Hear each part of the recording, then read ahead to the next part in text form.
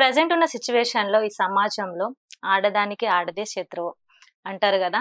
కానీ అలా కాకుండా ఎంతోమంది మహిళల్ని ఒక పాజెంట్ ద్వారా వారిని ముందుకు నడిపిస్తున్నారు. ఎలా సాధ్యమైంది మీకు? Firstly, People's Media audience ki meeku having me. Thank you so much.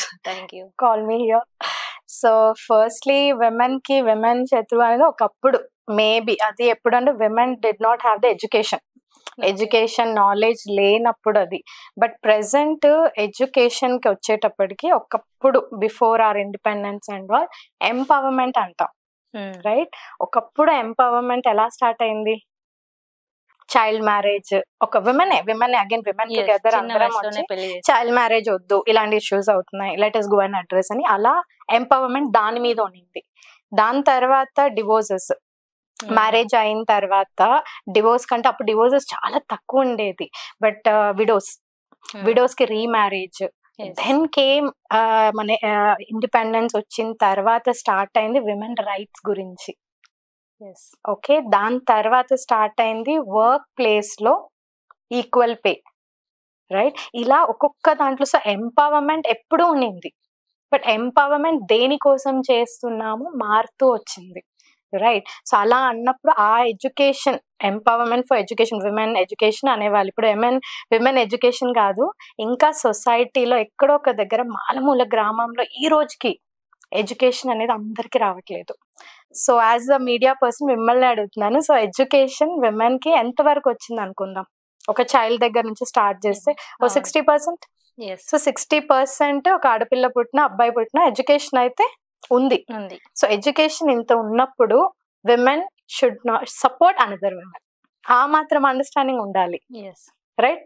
అప్పుడంటే ఎడ్యుకేషన్ లేదు కాబట్టి ఎలా ఉండాలి తెలియదు కాబట్టి అలాంటివి రావచ్చు. బట్ ఇప్పుడున్న సర్కిల్లో I don't think so women is another women's enemy అని నేను అనుకోవట్లేదు.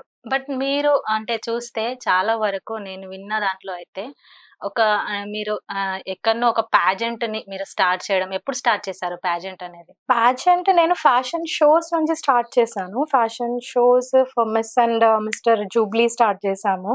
ఆ టైంలో అది నా ఇన్స్టిట్యూట్ ఫ్రాంచైజీ ఇన్స్టిట్యూట్ ఉండడంతో వి స్టార్టెడ్. దెన్ డిజైనర్స్ కి చేయడము, డిజైనర్స్ వేర్ కి ఫ్యాషన్ షో చేసాము. దాని తర్వాత నేనే వెళ్ళి ఒక పాజెంట్ లో పార్టిసిపెంట్. సో అలా పాజెంట్ చేసుకుంటూ ఆ టైంలో I return a content for women. Women కి ఎందుకు ఈ ట్రైనింగ్ ఇవ్వకూడదు, విమెన్ ఎందుకు ఒక పర్సనాలిటీ అనేది బిఫోర్ మ్యారేజ్ ఒకలా ఉంటుంది, రైట్? ఆఫ్టర్ మ్యారేజ్ చాలా మారిపోతాయి, రైట్? ఒక రెస్పాన్సిబిలిటీతో స్టార్ట్ అయ్యి ఇట్ విల్ ఎండ్. సో వాళ్ళకి ఎందుకు చేయకూడదు? Because women is centric, epicentric. ఇప్పుడు షీఈ్ అ యూనివర్స్, నారీ శక్తి, షీఈ్ అ దేవి. సో చైల్డ్ నుంచి తీసుకుంటే ఒక చైల్డ్ బర్త్ దగ్గర నుంచి టీచింగ్ అంతా విమెనే చేస్తుంది. మీరు స్కూల్స్ చూడండి, you become any professional, maximum విమెనే కదా, right? Then after that your girlfriend is women, girls, and then you're getting married to women. So ఎందుకు, వేర్ ఇస్ దట్? ఒక పాయింట్ లో విమెన్ రెస్పెక్ట్ ఎందుకు పోతుంది?